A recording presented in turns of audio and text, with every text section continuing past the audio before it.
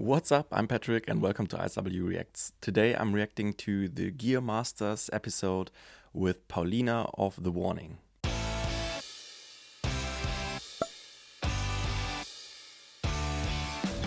So this is a little different video, a little special one that I didn't plan on filming today. It's really spontaneous because I planned on uploading a reaction to Disciple by The Warning today, and I spent the entire yesterday evening on trying to edit it and upload it, but it got blocked instantly by UrhG, and I tried to do everything to work around that, put some audio filters on it, put an overlay over the video, even edit in some breaks every couple of seconds to see if it's somehow possible to prevent the block. But it didn't work, so I thought, okay, I'm filming this one today to give you some The Warning content while trying to get the reaction to Disciple unblocked in the background, but that takes a couple of days. Maybe if it works out, that reaction will be available in about 48 hours. But I can't really say. That's just if UrhG doesn't react in that time, and then they still have 30 days to have a look at it and block it again. But keep an eye open, because maybe I don't really know if that reaction will get into the algorithm and into the notifications. Keep an eye open on my channel so you don't miss my reaction to Disciple live at the Pepsi Center. But nevertheless, I thought this one has no risk, and I'm still so excited to learn more about The Warning. And there were a couple of you who requested that I react to their Gear Masters episodes, and I decided to start with Paulina and her drum setup, because that's the instrument that I've been playing for the longest time, and if I'm lucky, have to say something about. But up front, I'm no expert at gear whatsoever, even if I've been playing drums for now, I think 15 years. I haven't been playing an acoustic drum kit for the last couple of years. And even then, I was never that deep into gear. For me, it was always kind of like a little trial and error thing. Try some things, look what works for me, what I like, and then go with that. I was always a little more about playing than about the theory, but I always found it interesting when other people talk about it that really know their stuff, and that's really cool. And I think that's a nice way to learn more about The Warning, learn more about the members of The Warning, and even learn something about gear. So I'm really interested in that, and maybe we'll see. Maybe I have to say a couple of things to that from my experience. I think these are all the disclaimers and we should just get into the video.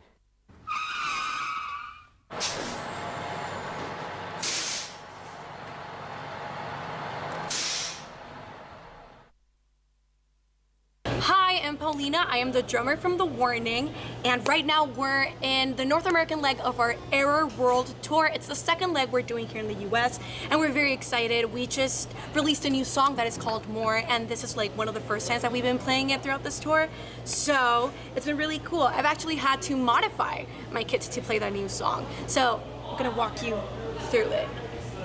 This is a DW performance series, and she's called Bonbon, which is marshmallow in Spanish. I got it during the pandemic, and I was gonna use it for the first time, and then the pandemic happened. So it still feels very new to me. This is a 10-inch tom. This is a 12, and that usually I go for a 14 here, but right now for live, I'm using a 16, and this is an 18. So I just can get that deep sound. I use the toms a lot, for main rhythm parts. So I really wanted to get like that depth in there.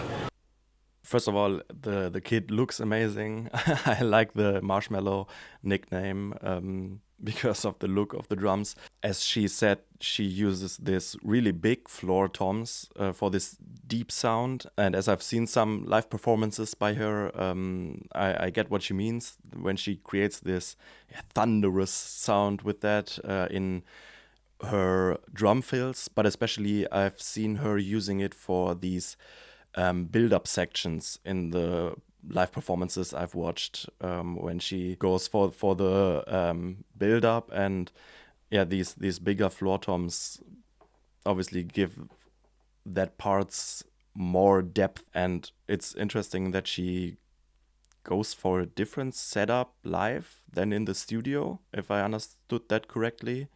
That's interesting. My bass drum actually is a little bit shorter in depth. This is 2214 bass drum. Sorry for stopping again. That's interesting again. Why she's using a shorter, smaller bass drum. Generally, I would say they require less power, so you don't have to kick that hard to create a good sound.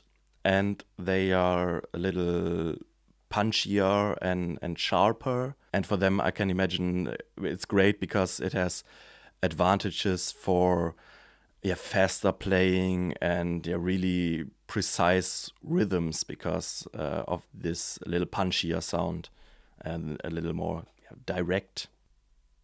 Snare is a hand-hammered Black Beauty. As you can see, she's a beauty. I really like the snare. I've been using it for kind of a short time. It was actually a gift, so I'm very happy with it. It has a very deep sound. It sounds gritty. It depends on obviously how you tune it, but my drum tech Carlos always gets just such a beautiful, hard-hitting sound out of it. I use clear pinstripe Remo heads, again 10, 12, 16, 18 on the snare. I use the controlled sound coated one from Remo. So the tuning, especially in the toms, usually varies. These are usually tighter so I can get a good bounce from it. It sounds higher, but these ones are usually kind of tricky sometimes because I like them very loose. I like them deep sounding. But sometimes we get a lot of resonance. But Carlos, my drum tech, has this very cool trick. I don't know if you can see inside the drum, there are cotton pads. We use those to remove our makeup after the shows, and Carlos one day he just put them there. Okay, that's interesting. So they put cotton inside the tom to dampen the sound, and it's interesting that they're inside of the tom because usually I know products that you would put on the tom itself, or even some you can make some DIY solutions. I mean, this is a DIY solution as well, but there are also DIY solutions that you put on them to create this muffling. Because I would think if you put them inside, it's harder to adjust things if something's not sounding right, or if you just want to change something, because then you gotta take off the whole head and rearrange it that way. But maybe they're just so sure about what they do, and she said her drum tech Carlos does it for her, so I think he is probably doing it the same way every time and is obviously testing it before the shows. So it works for them, I see, but it's interesting to see because I've not really seen that before. And it really dampens the sound, but it doesn't mute it completely, so that's great. So I can get them a little bit loose without it being a complete mess for our sound engineer. So I am a Sabian artist and I use HHX all over my drum kit. This is an 18 HHX, this is a 16, this is also 18. Oh, okay, she will talk about it. I will go back a little. But I talked about that cymbal with the holes in it in a previous reaction to, I think it was Hell You Call a Dream, where she used that, and I spoke about how I like it, and I asked you, and you already told me in the comments that this is an Sabian HHX 18-inch evolution ozone, an effect crash, I think. So before she says it, I already know because of you. Thank you very much. This creates this really raw, dark, dirty sound while still sounding really full and having a pretty fast and direct response. I think that makes a really great contrast to the other crashes, like in Hell You Call a Dream, where she changed between a normal crash and this one every other beat to create this kind of offbeat feeling. That sounded really awesome, and it's cool that she's now talking about it because I already know because of you. Thank you very much. HHX, this is a 16. This is also 18, the ozone evolution, and a 20 China. This is a 14. I use this on very few songs, but it does make a huge difference because I keep this a little bit more close than I do this one. So every time I just want to like ride over here when I'm doing like double bass pedal things, I use this one. This is a little splash. I love it. I don't use it as much as I would like to, but hopefully in newer songs I can incorporate it more. My ride, it's a raw bell dry ride, 21, and it's a beauty. Nice bell. This is my absolute favorite cymbal ever. Okay. I've been using it for years, I think for like 6 years now, and it has such a cool sound. I crash a lot all the time, but I used to have just a normal, like another HHX over here, but this, it just sounds so much darker, so it really cuts through like the brightness of these HHX ones. I wasn't far off, I think, with what I said. Okay, that's cool. Like the brightness of these HHX ones. I just incorporated this cowbell, this LP cowbell to my drum kit because our new single More has a part with cowbell. And it's really fun using it. I haven't used a cowbell in like years. And it has like its little tricks because sometimes it just like really falls. But it sounds so cool. And it's just really fun to just like drive in that. I love it. I am a big Firth artist. I use 5B barrel tip. I just changed drumsticks actually. I used to use 5A, but I'm a very... Oh, okay. Sorry for interrupting. But... Same. I am also using these for years now. Once again, trial and error, and started using them when I was using my acoustic kit, and yeah, was really happy with them. So that's cool. We're playing the same sticks. Yay!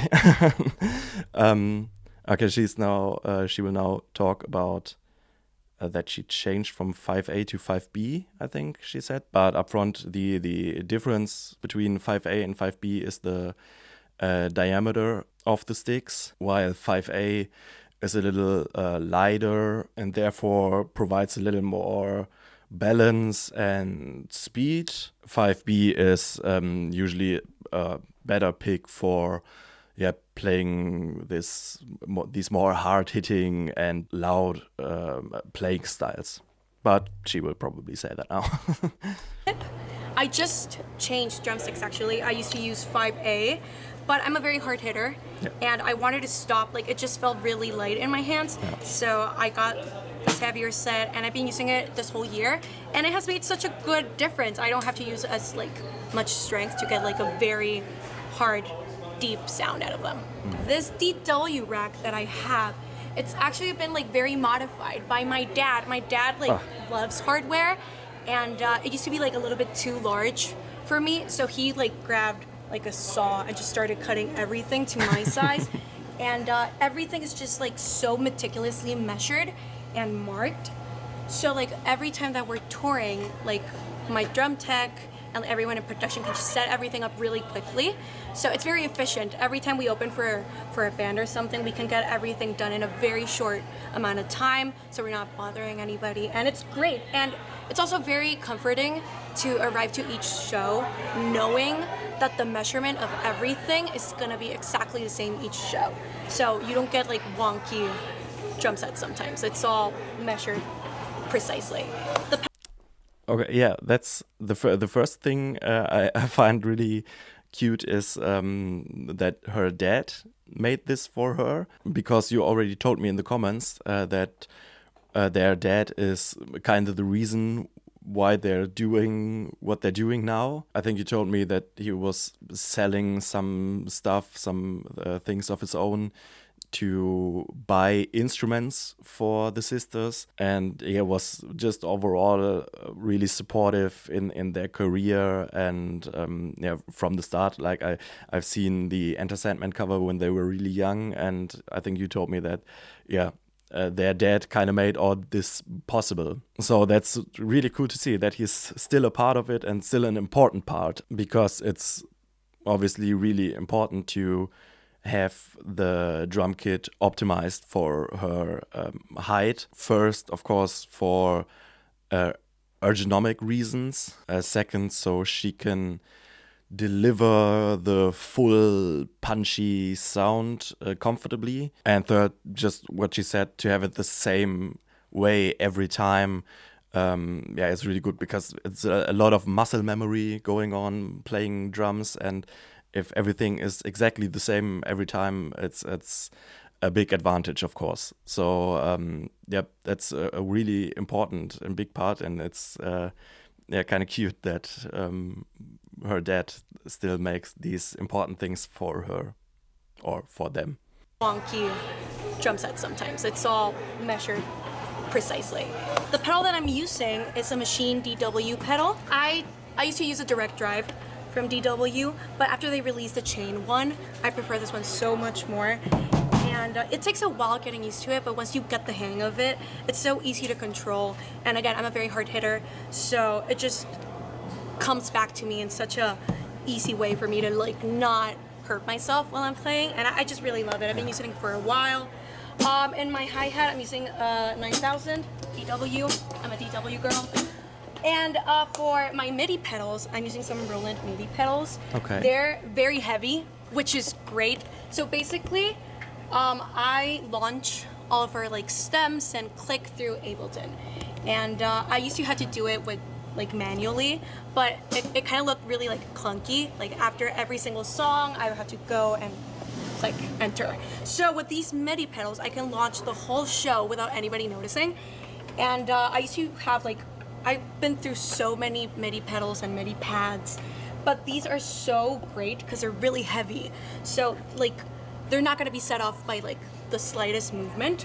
They're like, it takes a good hit for it to change the scene. So they're fantastic. I have a start pedal and a stop pedal just in case something goes wrong. We're all human, so sometimes we need to stop the click track. It's just... That's really interesting. That's cool. And I think a MIDI pedal is, of course, because of what she said, a great solution. And it's cool to see. So she kind of controls the whole show with the click and the backtracks and everything. So she's the director of the whole show, of the whole performance. Nothing works without her, and I understand what she means, that it's like kind of annoying to bend over after each song, and especially because they have such a great stage presence and a great show all in all. I get why she doesn't want to disturb the feeling of the show just for herself and for the audience by bending over all the time and doing those things manually. So that's really interesting, and really cool that she's in charge of more or less the whole show. Something goes wrong, we're all human, so sometimes we need to stop the click track. It's just so efficient for everybody to have these systems, and it's fantastic. The drum throne that I use is the DW Airlift 9000. It's great. I use it in the lowest setting because I'm really short. But it's really comfortable. I love it. For in-ears, I use in-ears audio. They are fantastic. Usually we grow them out really quickly, but these have just like really lasted. And usually the problems that we have with in-ears is like the cables at one point, like they just don't plug in correctly and you don't hear stuff.